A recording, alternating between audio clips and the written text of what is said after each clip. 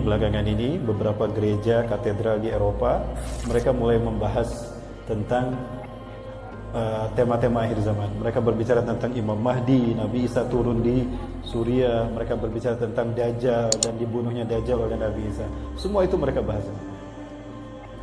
Hingga banyak mereka yang kemudian berbondong-bondong masuk Islam. Lewat eskatologi, kajian-kajian akhir zaman. Kemudian tadi beliau juga mengatakan terakhir, ya, there is no Islamic occupation. Tidak ada yang namanya penaklukan oleh umat Islam. Nah, ini harus kita luruskan. Umat Islam bukan penakluk, termasuk Muhammad Al-Fatih bukan penakluk. Ya. Kalau dikatakan penakluk itu identik dengan penjajah, Bapak Ibu. Maka ketika mereka datang untuk menaklukkan, itu dihabiskan semua kekuatan yang akan menjadi saingan mereka dan musuh mereka. Islam bukan penakluk, tapi Islam pembebas. Di dalam surat Al-Anbiya 105 Allah Azza wa Jalla menyatakan, a'udzubillahi minasyaitonir rajim, wa laqad katabna fi zaburi min ba'di dzikri annal arda yarithuha ibadiyas salihun. Dan sungguh kami telah tetapkan di dalam kitab Zabur setelah kami tetapkan di Lauhul Mahfuz, bumi ini aku wariskan pada hamba-hamba Allah yang soleh. Allah sebutkan yang soleh karena yang soleh pasti beriman. Maka jika ada orang yang aku beriman, ucapannya sombong, merasa benar sendiri dan menyalahkan orang lain.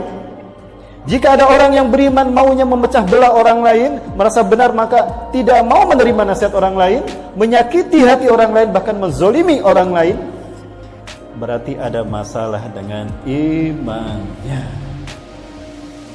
Bapak Ibu rahmati Allah, jadi umat Islam itu pembebas, bukan penakluk. Kemarin luar biasa, kita mendapatkan satu basyirah dari Allah, isyarat kebangkitan Islam. Ya, seorang presiden Turki yang bernama Erdogan, Recep Tayyip Erdogan, beliau dengan berani mengatakan bahwa Hagia Sophia adalah warisan dari Muhammad Al-Fatih untuk Muslim dunia. Kita tahu Muhammad Al-Fatih, nah maka kalimatnya Al-Fatih pembebas.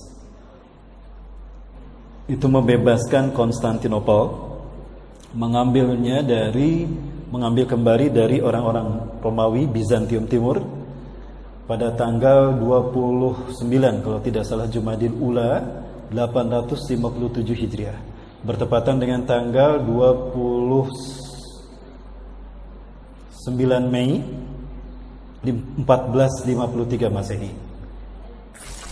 Dan beliau memberikan surat mandat dalam surat yang ada kop suratnya Yayasan Muhammad Al-Fatih bahwa Hagia Sophia adalah masjid bagi umat Islam.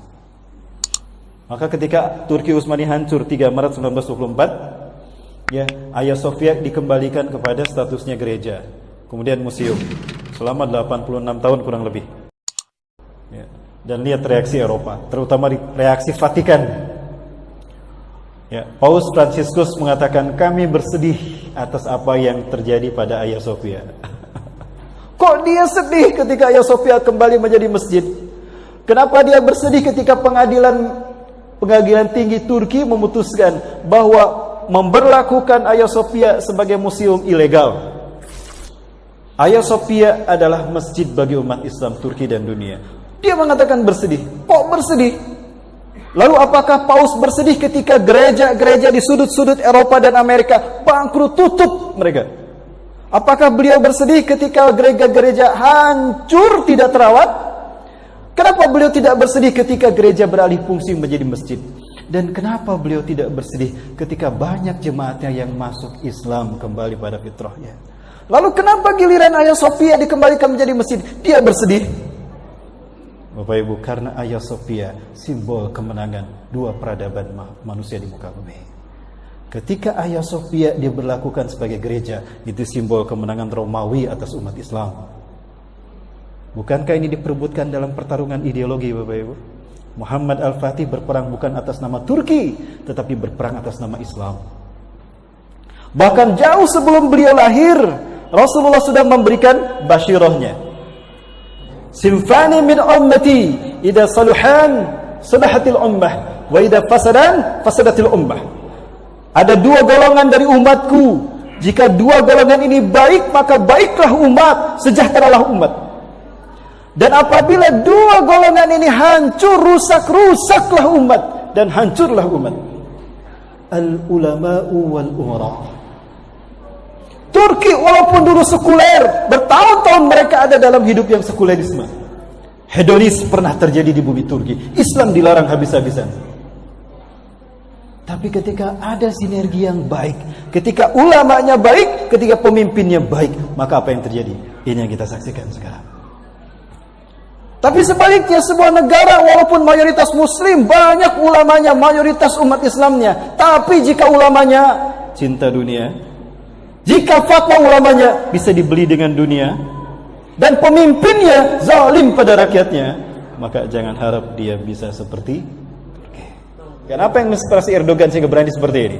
Bapak Ibu, yang pertama tadi tentang Muhammad Al-Fatih. Jauh sebelum Muhammad Al-Fatih dilahirkan, Rasulullah SAW sudah memberikan kabar gembiranya. Di dalam hadis dari yang diriwayatkan oleh Imam Abu Daud, Rasulullah SAW bersabda, "La tuftahanna al-Qustantiniyah, fala ni'mal amiru amiruha, wa la ni'mal jaishuha." Di sana menggunakan lam taukid dan nun taukid tsakilah. Ini artinya pasti terjadi. Pasti akan dibebaskan Konstantinopel.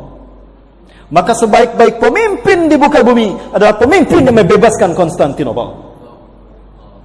Dan sebaik-baik pasukan di muka bumi adalah pasukan yang membebaskan Konstantinopel. Maka banyak para pemimpin umat setelah itu, termasuk para sahabat, berharap mereka lah orangnya. Ternyata tidak. Ketika dinasti Abbasiyah melanjutkan kepemimpinan Islam atas dunia, banyak khalifah, hampir semua khalifah mereka berharap mereka lah orangnya. Berlomba-lomba, beribu-ribu pasukan berharap itulah mereka. Ternyata tidak juga.